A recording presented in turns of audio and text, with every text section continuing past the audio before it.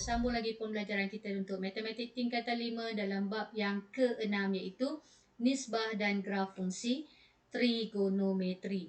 So untuk hari ini kita akan pergi tengok pada nilai sinus, kosinus dan juga tangent bagi standard pembelajaran 6.1.2 iaitu bagaimana nak menentukan nilai sinus, kosinus dan juga tangent bagi sudut dalam sukuan 2, 3 dan 4 berdasarkan sudut rujukan sepadan.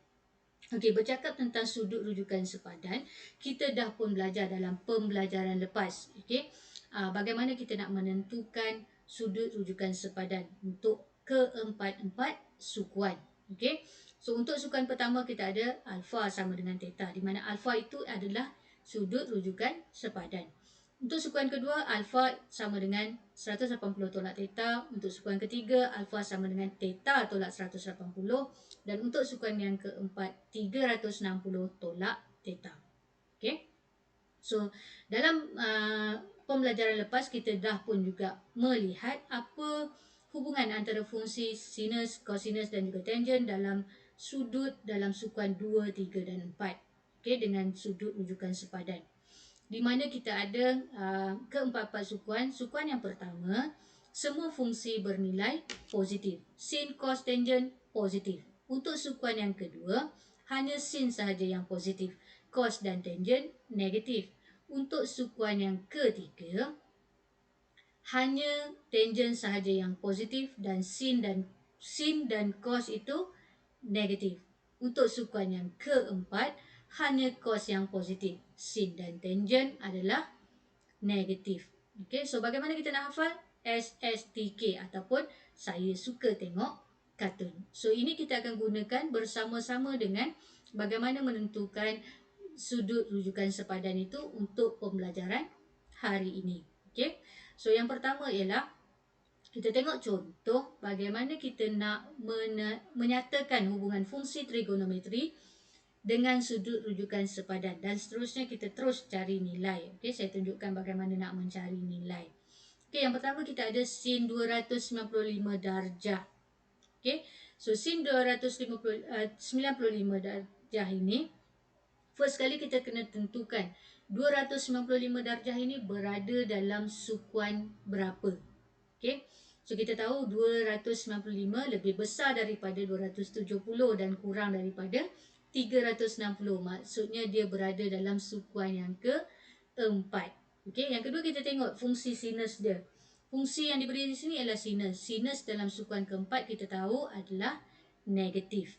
Okey, dan untuk sukuan 4, kita tahu nak cari nilai theta adalah 360 tolak theta. Jadi, sin theta adalah bersamaan dengan negatif sin 360 tolak theta. So theta kita di sini adalah 295, jadi negatif sin 360 tolak dengan 295, kita akan dapat negatif sin 65. Okey. Ini adalah sudut rujukan sepadan dia, di mana 65 itu adalah sepadan dengan 295. Sekarang kita nak tahu berapakah nilai bagi negatif sin 65. So nak dapatkan jawapan, kita tekan calculator. Okay, so kita hanya tekan pada sin, lepas tu kita masukkan nilai 65 dan kita tekan sama dengan, kita akan dapat 0.9063. Okay, so kita ambil jawapan itu, bermaksud sin 295 adalah bersamaan dengan negatif 0.9063. Okay, so kita tengok satu lagi contoh, iaitu contoh yang ada darjah dan minit. Okey, 102 darjah 38 minit. Langkah pertama, tentukan di mana kedudukan sudut tersebut. 102 darjah 38 minit berada dalam sukuan yang kedua. So kita tengok fungsi tangent. Tangent dalam sukuan kedua bernilai negatif. Untuk sukuan kedua kita tahu bahawa 180 tolak theta, jadi tangent theta adalah bersamaan dengan negatif tangent 180 tolak theta. Jadi kita akan dapat negatif tangent 180 tolak 102 darjah 38 minit. Okey, ada yang bertanya bagaimana nak menekan kalkulator untuk mendapatkan nilai bagi 180 tolak 102 darjah 38 minit. Okey. So untuk menekan kalkulator, so kita gunakan 180 darjah tu macam biasa.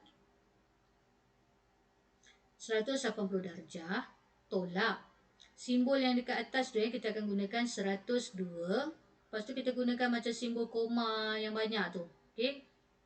Titik dan koma 102 darjah, tekan simbol tu, masukkan 38, tekan simbol tu sekali lagi. Jadi kita akan dapat jawapan dalam perpuluhan. Ini adalah darjah So nak tukar minit, kita tekan simbol tu sekali lagi. So kita akan dapat jawapan dalam darjah dan minit. Okey, bermaksud untuk tangent 180 tolak dengan 102 darjah 38 minit tu bersamaan dengan negatif tangent 77 darjah 22 minit. Okey. So apakah nilai dia? 77 darjah 22 minit ni. So kita tekan tangent. So negatif kita tak perlu masukkan kita hanya ambil fungsi dia saja. So tangent 77 kita tekan simbol itu dan juga masukkan 22, tekan simbol minit itu sekali lagi. So kita akan dapat jawapan 4.4615. Jadi bermaksud tangent 102 darjah 38 minit ini adalah bersamaan dengan negatif 4.4615. Okey. So itu adalah bagaimana kita nak menentukan nilai fungsi yang diberi. Okey. So untuk sudut-sudut tertentu, untuk sudut-sudut yang macam kita panggil sudut special 30, 45 dan 60 darjah, dia ada nilai-nilai yang kita boleh tentukan. Okey, melalui kita faham konsep, kita hafal sikit, kita boleh dapat nilai bagi sudut 30, 45 dan juga 60 darjah. Okey, tanpa kita melakukan pengiraan. So bagaimana kita nak ingat dia? So kita imbas kembali apa yang dah kita pernah belajar sebelum ni yang melibatkan teorem Pythagoras. Okey, saya ambil contoh, kita ada satu segitiga sama sisi di mana setiap sisinya saya ambil sebagai 1 unit. Okey, sama. Nak ambil nilai apa pun tak apa, saya ambil 1 unit sebab memudahkan. Okey, bermaksud setiap sisi dia sama panjang dan juga bila kita sebut sama sisi bermaksud setiap sudut dia bernilai 60 darjah. Okey, di mana jumlah sudut segitiga adalah 360 darjah. Okey, untuk segitiga ni saya ambil separuh daripada dia. Saya potong, saya ambil separuh daripada dia. So kita akan dapat satu segitiga bersudut tegak. Di mana panjang sending tu yang sengit tu adalah 1 dan sebelah garis mengufuk tu adalah 1/2, iaitu separuh daripada 1. Okey, dan kita tahu bahawa sudut dia adalah sudut tegak 90 darjah. Sudut di sebelah kanan bawah itu adalah 60 darjah dan sudut di atas itu adalah 30 darjah sebab kita dah potong 2. Okey, so separuh 60 darjah. So berapakah nilai garis yang menegak tu? Berapa panjang dia? So nak kira panjang tu kita kena recall baliklah. Okey, bagaimana kita nak menyelesaikan teorem Pythagoras. So kita akan dapat 1 kuasa 2 tolak dengan 1/2 kuasa 2 kita ambil punca kuasa. Jadi kita tahu panjang yang menegak itu adalah punca kuasa 2 3/2. Okay. So kita tinggalkan sekejap segitiga tu, kita pergi kepada segi empat sama. Okay, segi empat sama di mana setiap sisi dia adalah sama panjang. Okay, sama panjang dia saya ambil 1 unit. Dan setiap sudut dia juga adalah sama iaitu 90 darjah. Segi empat ni juga saya potong separuh. Saya ambil separuh jadi saya akan dapat satu segitiga bersudut tegak. Di mana sisi mencancang dan mengufuk dia adalah 1 unit. Dan sudut dia adalah 90 darjah untuk sudut tegak. Dan sudut yang di sebelah kanan bawah dan di sebelah atas itu adalah 45 darjah. Okay. So sebab kita ambil sama separuh dia. Okey, berapakah panjang hipotenus? Untuk mencari panjang hipotenus, ingat balik bagaimana kita melakukan teorem Pythagoras. Punca kuasa 2 bagi 1 kuasa 2 tambah 1 kuasa 2, kita akan dapat punca kuasa 2, 2. Okey, so kita dah ada nilai bagi sisi-sisi segitiga ini.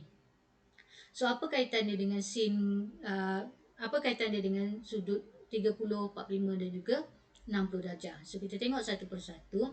Untuk 30 darjah kita rujuk pada segitiga yang di sebelah atas. Kita hanya tengok pada 30 darjah. So untuk 30 darjah kenal pasti di mana sisi setentang dia, sisi sebelah dia dan juga hypotenuse dia. Okey, untuk yang pertama sin. Sin kita tahu ialah sin setentang per hypotenuse. So setentang per hypotenuse adalah 1/2 per dengan 1. 1/2 per 1 kita dapat 1/2. Okey. Untuk cos adalah sebelah per hypotenuse. Sebelah per hypotenuse adalah punca kuasa 2 bagi 3 per 2 per 1. Bahagi 1 kita akan dapat punca kuasa 3, punca kuasa 2 bagi 3 per 2. Bahagi dengan 1 kita dapat nilai yang sama. Okey. Dan untuk tangent, tangent adalah setentang per sebelah. Setentang dia 1/2, sebelah dia adalah punca kuasa 2, 3 per 2. So, bila kita bahagikan 1/2 bahagi dengan punca kuasa 3 per 2, so kita akan dapat 1 per punca kuasa 2 bagi 3. So, ini adalah nilai bagi sin cos tangent 30. Okey. So, untuk 60 darjah, kita hanya rujuk kepada sudut 60 darjah. Kenal pasti mana setentang, sebelah dan juga hypotenuse dia. Okey, dengan merujuk pada segitiga yang sama, sin. Sin adalah setentang per hypotenuse. Sekarang setentang bagi 60 darjah adalah punca kuasa 23 per 2 per dengan hypotenuse dia 1. Jadi, kita akan dapat punca kuasa 2 bagi 3 per 2 per 1. Kita akan dapat nilai yang sama. Okey, nilai bagi cos. Cos 60 darjah sebelah per dengan hypotenuse. Sebelah dia adalah 1/2, hypotenuse dia 1. 1/2 bahagi dengan 1 kita akan dapat 1/2. Dan juga tangent. Tangent dia adalah setentang per sebelah. Punca kuasa 2, 3 per 2 bahagi dengan 1/2. Jadi kita akan dapat punca kuasa 2 bagi 3 sahaja. Okey. So itu adalah untuk sudut 30 dan 60. Kita rujuk pada segitiga yang pertama. Okey, untuk 45 darjah, kita rujuk pada segitiga yang berikutnya, yang kedua, iaitu untuk sin. Yang ini kita nak pilih 45 darjah tu sudut yang mana satu pun tak apa, sama je sebab nilai dia sama. Okey, untuk 45 darjah, sin ialah bertentang per hypotenuse. So saya ambil sudut sebelah bawah ni. So bertentang dia adalah 1, hypotenuse dia adalah punca kuasa 2, 2. So 1 bahagi dengan punca kuasa 2, 2 kita dapat 1 per punca kuasa 2, 2. Okey, untuk cos juga kita ambil sebelah per dengan hypotenuse. So sebelah per hypotenuse kita akan dapat nilai yang sama, 1 per punca kuasa 2 bagi 2. Dan untuk tangent setentang per sebelah, 1 per 1 kita dapat 1. So ini adalah nilai-nilai bagi sin, cos dan juga tangent. Okey, tanpa guna kalkulator pun kita boleh dapat nilai berdasarkan segitiga sudut tegak tersebut. Okey, kita tengok macam mana kita nak menggunakan nilai ini untuk penyelesaian soalan. Soalan dia akan kata, tanpa menggunakan kalkulator saintifik, tentukan nilai setiap berikut berdasarkan sudut rujukan sepadan. Okey, dia kata cos yang A ialah cos 150. Berapakah nilai bagi cos 150? Tanpa menggunakan kalkulator, so langkah pertama ialah kita tentukan di mana kedudukan 150. 150 berada dalam sukuan yang kedua. Dan di sini fungsi dia adalah cos. Cos dalam sukuan kedua adalah negatif. Okey. So 150 kita tahu nak cari theta dia. Untuk sukuan yang kedua adalah 180 tolak dengan theta. Bermaksud di sini kalau cos 150 bermaksud negatif, cos 150 tolak dengan 180 tolak dengan 150 dan kita akan dapat negatif cos 30. So refer pada jadual tadi, cos 30 adalah punca kuasa 2 bagi 3 per 2. Okey, so di sini kita ada jawapan negatif cos 150 adalah bersamaan dengan negatif punca kuasa 2 bagi 3 per 2. Okay, sebab tadi kita dah tahu bahawa cos dalam sukuan kedua tu adalah negatif.